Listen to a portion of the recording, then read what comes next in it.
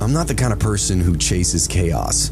I like schedules, clean bathrooms, defined plans. But my husband Barry's a little looser with things.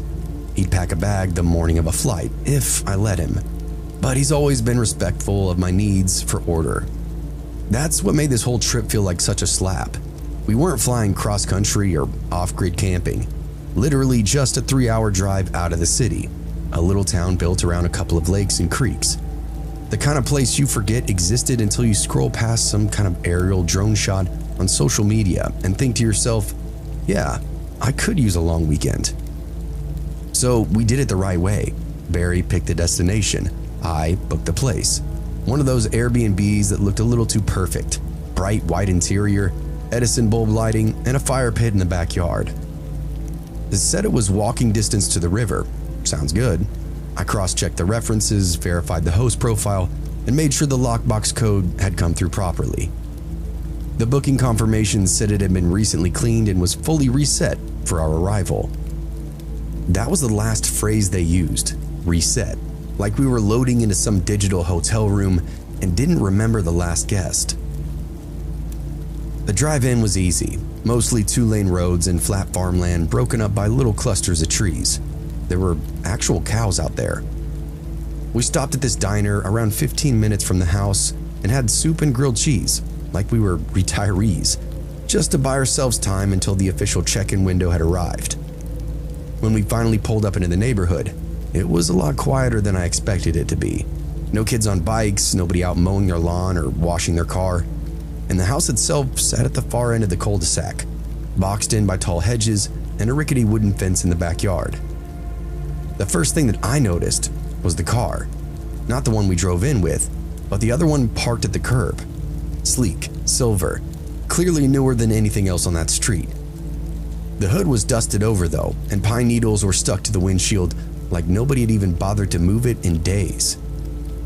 I remember saying, "Do you think somebody's still here?" Barry just shrugged and got out to stretch. I didn't like that. I don't shrug things off like that either. I'd triple check a locked door before bed if I heard a single creak from the HVAC. I pulled up the app and clicked through the reservation. Everything looked right. Dates, address, check-in instructions. I even had a backup email from the host with a note about the key being inside the lockbox. Still, I called customer service just to be sure, and after a brief hold, the woman on the line told me everything had been confirmed. The host had supposedly cleared the place out earlier in the week, and sometimes people just leave their cars behind if they get picked up. Barry was already halfway to the porch by the time I hung up my phone. The lockbox clicked open without any kind of fight. Inside was a single brass key, old school, a little tarnished around the ridges. Barry held it up like he just won a prize and then slipped it into the knob. The front door creaked inward, revealing a tastefully decorated living room, neutral tones, abstract wall art, and one of those fake fireplaces with glowing logs. It looked like it was designed to look clean, without any kind of personality. And at first glance, it did look exactly like the pictures I saw before. Still, I stepped in slowly. The air wasn't stale exactly, but it wasn't fresh either. Like somebody had opened up all the windows earlier in that day and then shut them again just before we arrived. Barry walked in, called out a friendly hello, like we were visiting old friends or something. Of course, there was no answer, just the gentle hum of a ceiling fan and the faint click of a wall clock. We brought in our bags and cooler, moving room from room. Kitchen, dining area, guest room, and bathroom. It all looked fine. I kept waiting for something to jump out though. Clothes on the floor, dishes in the sink, a door that wouldn't open. But it was quiet. But there was just something about it, something gnawing at me. The staging felt far too perfect, like it had been reconstructed, not just cleaned. But I tried to shake the thought. Barry lugged the cooler into the kitchen while I wandered down the hallway. He called for me a minute later, voice sharp. Babe, you gotta see this. I came back and found him standing with the fridge door wide open. Inside, it wasn't empty, not even close. It was packed full. Milk, deli meat, a full vegetable crisper, beer, a wrapped cheesecake on the top shelf, and everything was fresh. I leaned in and checked the labels. Nothing was expired. Somebody had stocked this fridge within the last few days. "This isn't ours, is it?" Barry said, though of course I knew it wasn't. "Did you order groceries?" "No," I said. "And this isn't leftover from the guests. There's no way this stuff would still be good." I pulled out my phone and wrote to the backup Airbnb contact that I'd been given, the real-time guest liaison or whatever they called themselves. I told them about the fridge. 15 minutes later, I got a reply and said, "Oh no, thanks for letting us know. It was an honest mistake. Owner must have left it by accident. Home is definitely vacant though. You're all clear to settle in. Enjoy your stay." No apology, just that vague, breezy dismissal. Barry then cracked open a soda from the fridge because of course he would, and then went to get the bags from the car. I stayed behind and wandered to the bathroom. It was clean, like everything else. Queen bed made tight, suitcase stand folded in the corner, lamp on the nightstand. The adjoining bathroom was lit by one high-frosted window and smelled faintly of lemon cleaner. That's when I noticed the medicine bottles on the back of the toilet. 6 orange prescription containers lined up in a row. I stepped in and picked one up. Hydrocodone, 10 milligrams. But the name was smudged. The date was only a week old though. The others were similar: painkillers, anti-nausea, sleeping aids. Next to them sat a manila envelope thick with paperwork. I slid the top open and saw forms from a regional cancer center. Billing information, treatment plans, chemo schedules, home care notes, radiation prep. I flipped through, my gut turning tighter and tighter. These weren't old papers, they were active, ongoing. "Barry!" I called out. And that's when I heard him scream. It was short and panicked, not drawn out. A gut-level sound that ripped me away from the sink and then down the hall. I followed the sound to the master bedroom where Barry stood frozen just inside the doorway. I pushed past him and stopped cold. There was a body on the carpet. Male, adult, face down. The skin was gray-green and sloughing in places. The stench hit me like a wet rag.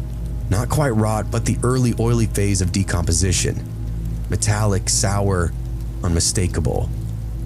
His fingers were curled like claws, arms stretched downward towards the door as if he was trying to drag himself out. His clothes were damp with old sweat and waste. The back of his shirt was soaked through and stained with a deep maroon where he apparently had leaked out while lying there. One leg was twisted unnaturally beneath him, like it had just given out halfway through the crawl. Barry backed out of the room gagging, and I just stood there, staring, because the rest of it was falling into place in my head. The full fridge, the medicine, the car out front. The Airbnb confirmation that the host had cleared out the week prior. He didn't leave, I said aloud, now numb. He was always still here. Barry didn't answer me. He was halfway in the hallway now, bent over and dry heaving. I stepped in carefully and skirted around the mess on the floor, checked the dresser. It was still full of clothes, men's underwear, socks, folded t-shirts. The nightstand had a charger plugged in. His wallet was open next to a glass of water. I didn't touch it, but I could see his license through the little plastic flap. Same last name as the booking. This was the host, the guy who'd supposedly cleaned the house before we got there. Only he never finished. He died doing it. I turned and followed Barry back down the hall. He was already on the phone with the Airbnb again, pacing in the living room, trying to stay calm but quickly unraveling with every single breath. "Yeah, we just found a body. No, a body. It's in the house you said was clean and empty. No, this isn't like the fridge. This is a man's corpse literally rotting in the back bedroom." I stood in the middle of the kitchen and just stared at the counter, willing my thoughts to line up. The fridge, the prescriptions, the car, the fact that somebody approved our stay without ever even physically checking the property. The fact that we've been dismissed twice by customer service people who clearly didn't verify a fucking thing. There was no malice or conspiracy, just negligence, the kind that gets people hurt. The police showed up maybe 30 minutes later. 2 cruisers, no lights or sirens. The first officer to enter took one breath inside the master bedroom, then doubled back with a hand over his nose. They asked us to step outside, so we stood by our car in the gravel drive, while a paramedic team suited up to examine the body. I think Barry smoked 3 cigarettes in a row and didn't speak the whole time. I just stood there holding my phone, staring at the unread messages piling up from the Airbnb rep, who suddenly had gone very quiet once the words police and dead body were mentioned to them. An older detective arrived not long after, lean and very deliberate, gray mustache and mirrored sunglasses. He spoke to me first. "Do you know the deceased, ma'am?" he asked me. "No," I said. "We were renting the place. He was supposed to be gone. The company told us the house had already been cleaned and the owner had vacated the property." He raised his eyebrow. "You ever been here before?" "No." "You touch anything?" I hesitated. "I moved some papers in the bedroom. They look like treatment forms for cancer." He made some kind of note, and I watched his team bring out the body in a zipped black bag, the outline barely resembling the man that we found face down on that carpet. The smell didn't disappear. It seemed to hang over the driveway like smoke itself, a smell that would soak into our clothes, into our luggage, and into our memories. They questioned Barry next, and his answers seemed to be shorter than mine, or clipped. They asked us to give a formal statement at the station, but they could also tell that we were shaken up, so they offered to let us go after taking photos of our IDs and then verifying our reservation. We left, and the detective said something strange before we did. "We had no reports of this man missing, no wellness checks, nobody called. As far as anybody's concerned, he was still alive until you opened up that front door." I nodded but didn't say what I was thinking. He probably had nobody left to check on him. We drove to the nearest Super 8, about 15 minutes outside of town. The lobby smelled like disinfectant and vending machine coffee. Barry didn't say anything until we were lying in the stiff queen bed with the TV on mute, and our shoes still on. "What if we hadn't gone into that room?" he asked. "What if we just spent the weekend there, slept next door while he was rotting down the hall?" I didn't answer because I already knew. The next morning, I got an email from the Airbnb apologizing for the inconvenience and assured me that the matter had been escalated to the safety response team. Our entire trip had been refunded. They even offered us a free future stay. I deleted that email without saying anything in response, and then quickly deleted the app.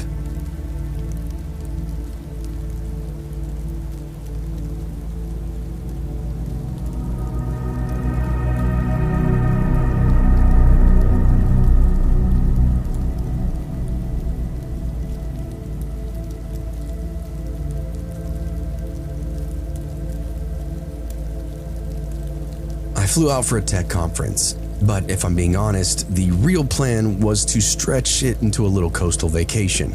Conference stuff was 3 days long, but I took 6 off total, with the back half of the trip wide open. No meetings, no emails, just sun and some space. It was February in New York, and I was sick of stepping over black slush and dodging subway coughs. I needed a reset. The Airbnb was a modern bungalow just outside of LA, Venice adjacent, they called it. Little house tucked between bigger ones, right near the beach. Photos showed some hardwood floors, a full kitchen, sleek appliances, one queen bed, and a desk by a picture window. I figured it was the perfect base. I'd hit the panels and break out sessions, maybe network a little, then disappear into the boardwalk crowd and get a few drinks, talk to some women, hubba hubba, maybe take 1 or 2 back if the vibe was right. When I landed at LAX, everything ran smoothly. The Uber picked me up at the curbside. Nice driver, knew the shortcuts. The check-in instructions were detailed and easy.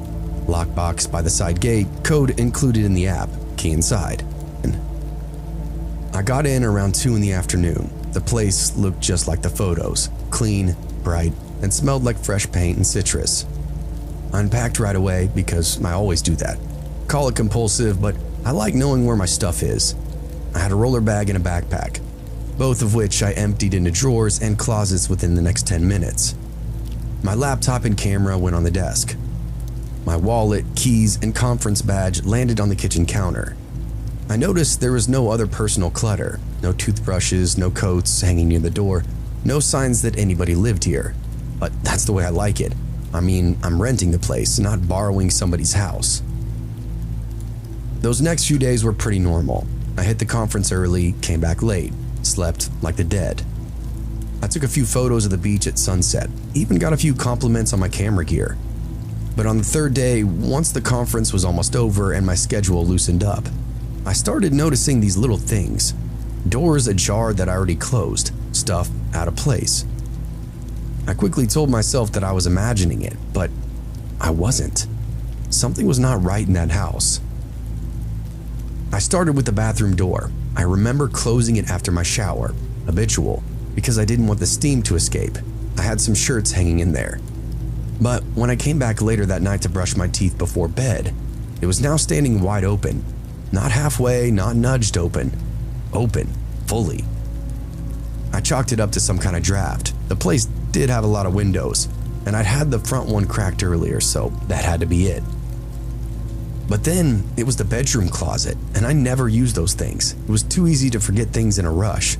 Still, one morning after a walk on the beach, I came back and noticed that bifold door were pushed in slightly, like somebody had just slipped in to grab a jacket. I didn't even want it open at first. I just stared at it for a while, then slowly pulled the doors apart. Nothing inside, just my luggage, zipped up and right where I left it. But all of this had started to get in my head. That night, I found the peanut butter jar sitting out on the counter, lid open, spoon right next to it. I hadn't eaten any. I hadn't even touched the thing since I unloaded my groceries. And that's when I got the feeling. The one that you get when you know, not think, know somebody's been in your stuff. The next day, I took photos of everything before I left. Wide shots of every room, time-stamped as well. I even arranged a few things in deliberate ways. A folded dish towel on the oven handle. My charger coiled up just so on the nightstand. I went out for lunch and checked the photos when I got back.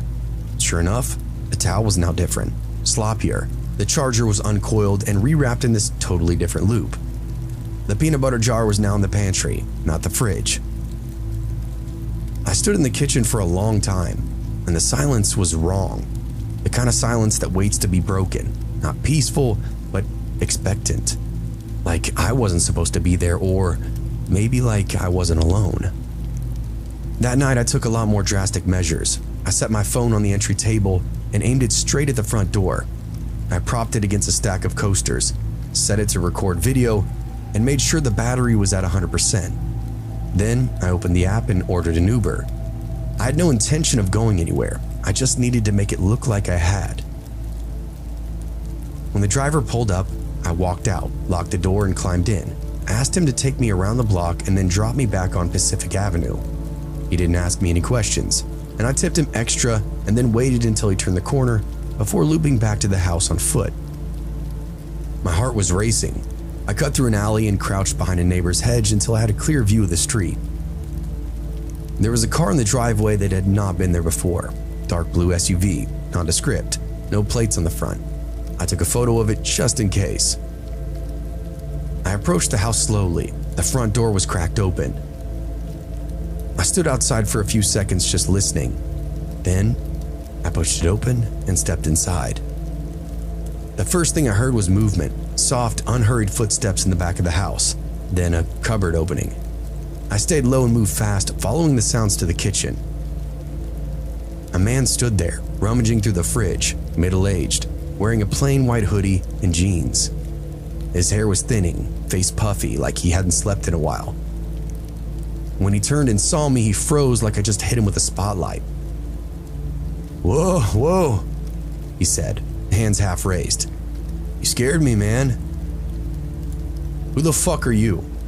I asked, not yelling, just flatly. "I'm the owner," he said quickly. "It's my house." "No, it's not," I said. "Not right now. I have a reservation through Sunday." Right, he said, nodding. I know, I left some stuff here. I figured while you were out, I didn't mean to scare you. Bullshit, I responded. You've been here the whole time. He stepped toward the door casual. Look, man, I didn't touch anything, all right? I was just grabbing a few things. Don't move, I said to him. My phone's been recording the door since I left. I saw your car. You've been coming and going. He hesitated, and I watched his face change. The mask slipped for a second. Not panic, but calculation. He realized that I wasn't buying his story. He also realized that I wasn't just going to let him leave. I pulled out my phone and hit the call button. Calling the cops. Hey, come on, he said, trying to sound calm. That's not necessary. I'm not dangerous, I swear. This is my place, man. I just thought I could come by while nobody was home. I didn't think you'd be back so soon.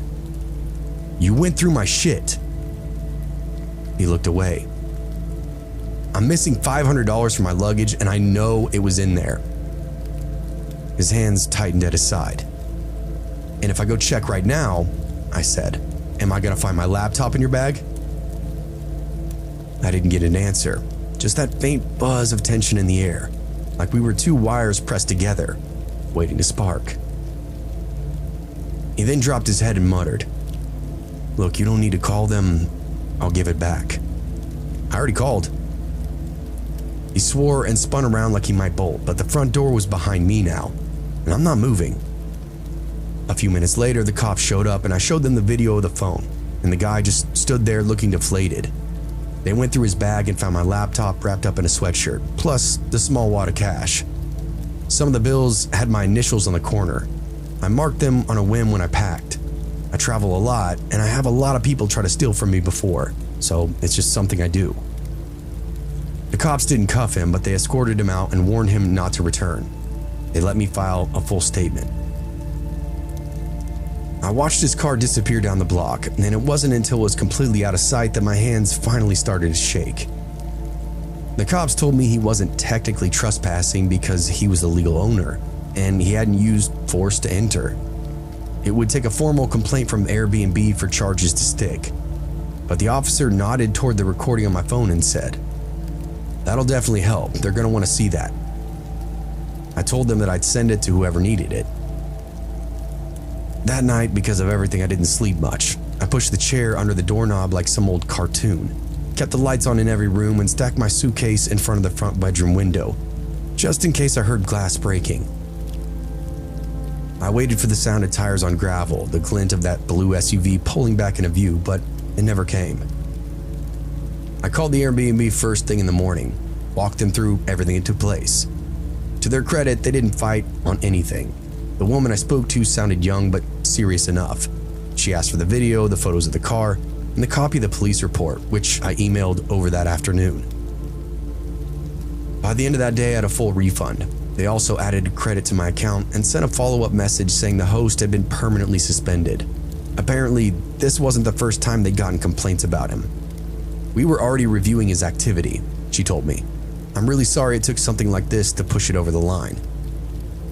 So am I. I stayed that last night of the trip in a boutique hotel closer to downtown. It wasn't fancy, cramped room, barely enough space to turn around in the shower, but the key card worked and nobody crept through my kitchen while I was gone, so that's good, right? I kept thinking about how easily I could have missed it though, if I stayed out a little longer that day or turned the camera a few degrees to the left. I might have come back to a wiped laptop, empty cash stash, and a gaslit conversation with some apologetic stranger claiming, "Oh wow, you must have just misplaced it." I don't know what would have happened if I caught him at the wrong moment either, if I hadn't kept my voice steady, if he decided that I was just another mark. I still use Airbnb. I'm not stupid. I know most of the hosts aren't like that. The company made it right and they didn't even dodge the damage. But now I photograph everything, I mark all my bills, and I never ever leave without locking every entry point and double checking it on my way out.